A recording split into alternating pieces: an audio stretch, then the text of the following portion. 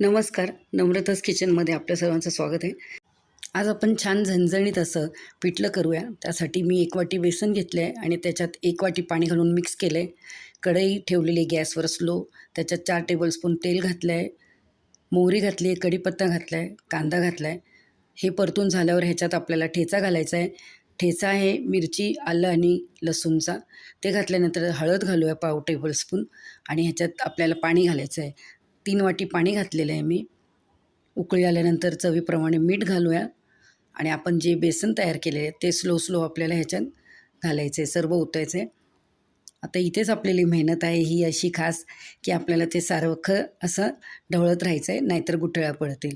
Slow गॅसवर 5 मिनटं शिजवून घेऊया. बघा छान अशी चकाकी आली, तेल वर आलं आहे. कोथिंबीर आणि ओल्या नारळाने सजवून घेऊया. भाकरी किंवा चपातीसोबत खाऊ शकता. तुम्हाला ही रेसिपी कशी वाटली ते मला कमेंट करून सांगा व आपल्या चॅनल नम्रताच किचन याला लाईक, शेअर, सबस्क्राईब.